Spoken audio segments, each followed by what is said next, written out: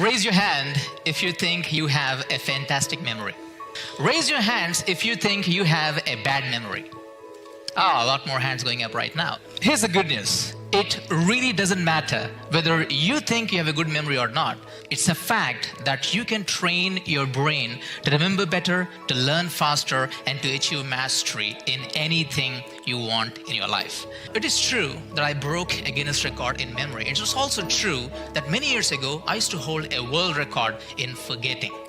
And the good news is anyone can train their memory, anyone can become a fast learner, because today I'm going to show you my formula of how you can learn anything and master anything in a fun, easy manner. Now, one of my records is I memorized a number consisting of 1,944 digits. I memorized a deck of playing cards in less than 2 minutes. I also memorized a deck of 7 decks of playing cards in 60 minutes. So for those of you who are thinking of taking me to the casino, I'm available.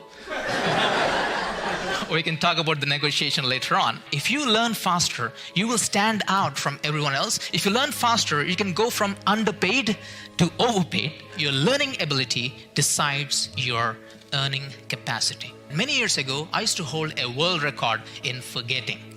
It's not official. If you ask my mom and dad, they'll tell you I had a lousy memory. In fact, I still remember one of those days when I was 15 years old, my mom asked me to buy something from the shop.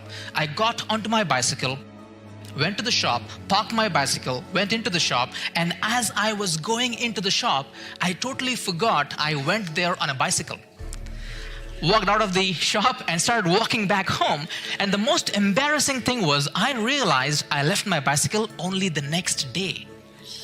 Now, for those of you wondering what happened to the bicycle, well, you guessed it, I lost it. So I had a lousy memory. I went from a person with a lousy memory to breaking a Guinness record. These are some famous people. So what is common among all these people? All these people are masters at their game. And I always used to wonder, what is it that makes these people very, very successful? The secret of success. All these successful people, they are passionate, they have clear goals, they have a good purpose, they are hardworking, they are committed, they are confident. But one thing that many people miss out is they all have committed to lifelong learning. You name any person who has achieved extraordinary levels of success, I can tell you that that person has committed to lifelong learning. They keep on learning new things on a regular basis. I'd like to show you something really interesting here, which actually demonstrates to you what you can do if you train your brain.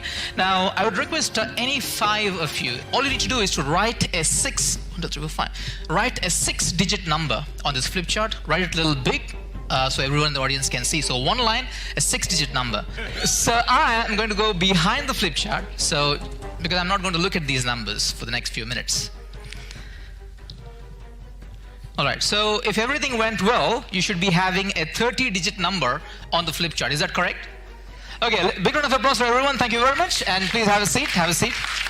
Okay, now what's going to happen is I'm going to stand behind the flip chart. And Angela, if you don't mind, can you please call these numbers to me out loud, one by one? Yes, sir. Go ahead. 7. Right. 7. Right. 7. Right. 1. Right. 2. Right. 5. Right. 3. Right. So thank you very much. Big round of applause for Angela here. Perfect. Thank you.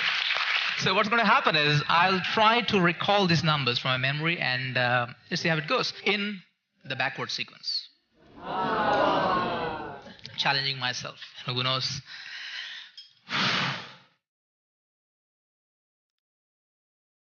4, 3, 5, 2, 6, 1, 5, 9, 2, 8, 9, 1, 3, 7, 7, 0. Not yet.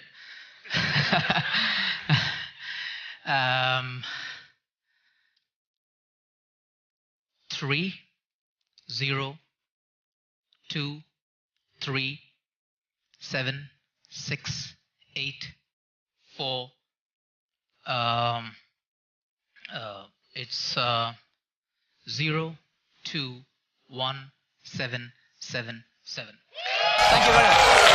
So the question is, how do you learn? So it all starts with input. Now, most people, they just focus way too much on input. They go to seminars, they read books, they watch videos, they listen to podcasts, they follow blogs. It's input, input, input, input, and more input. Well, there's nothing wrong with learning. The problem is, if you have too much of input with no output, what happens is you have shallow learning. What we want is not shallow learning. Well, how many of you had this experience where, some of your friends come to you and say, hey, read this book. And then you go, yeah, what do you learn from this book? And then they go, it's a good book. It's a good book. It's a very good book, We don't want shallow learning. We want deep learning. And how do you do that? For true mastery, you need to focus more on the output rather than the input. When you learn something, if you don't use it, if you don't output it, you lose it. And here's my formula of how you can be a master at anything. The first thing is, of course, learn, which is what you already are doing. Now, the interesting thing is, when you are learning, you must ensure that the quality of input is really, really high. You must be paying 100% attention. But the problem is, when people are learning these days, what do? They do multitasking. Because of what? Because of the devices that you're actually holding right now, because of the phones that we have, people do multitasking. Just imagine, when you're reading a book, when you're watching a video, you have your phone nearby. And while you're reading, while you're learning, while you're understanding, and the phone message goes off, there's a notification goes off, what do? Of course, you attend to it. When you attend to it, what happened? What you just did? You killed your momentum. Your quality of input determines the quality of retention. How well and how long can you remember information? It also affects the quality of recall. That's the reason why my suggestion is, if you are learning something, at least for the time you're learning, you should be doing not multitasking, but the exact opposite of it, which is single tasking. Do one thing at one time, especially when it comes to learning. Stay away from distractions. Pay 100% attention. And then you'll be well on your way to mastery. The second thing, of course, is reflect. Now, many people are in the rush to learn new things, which is good. But the problem is, you also need to do reflect. What do I mean by that? After you learn something, pause for a while and ask yourself, hey, what's the takeaway from this thing? And how can I use this information in my life? How can I use this information in my work, in my family? When you pause, when you reflect, when you ask these questions, that's how learning solidifies.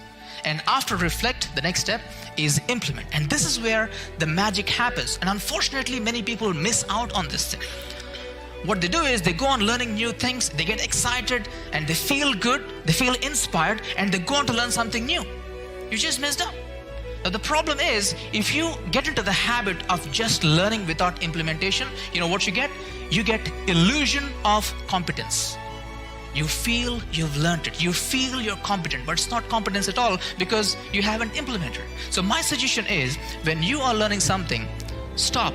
Write down what are the few things I can take action on. Schedule it in the calendar and take some action. And of course, the last step is share. Raise your hand if you heard this thing before. The best way to learn something is to teach it. When you learn something, just output it. Just share it with other people. Now, if you don't know, if you don't want to teach, you could just share it, you could just discuss it. But what happens is, when you share things with other people, what you're doing is you're helping your brain to pay more attention. I have not seen anyone who became a master at something just by doing the input. They all became masters by doing the input and more of the output. If you're spending X amount of time on input, my suggestion is at least spend 2x amount of time on output. And if you're not spending more time in output, that's not a good thing. Now, coming back to the numbers I memorized, I know you're wondering how I memorize these numbers. Now, for that, I have a simple system. It's called visualization and association. So what I do is, I have pre-assigned visuals for every 2-digit number. So what I did was, I tried to convert those into the number visuals that I already have, and I use association to link them up together. Now, if you're wondering, Nishant, how do you do so fast? That is where implementation comes in. When you practice, when you implement it, that's how you become a true master. And when you do that, you are well on your way to be a master at achieving anything you want. Here's the good news. It really doesn't matter whether you think you have a good memory or not. It's a fact that you can train your brain to remember better, to learn faster, and to achieve mastery in anything you want in your life.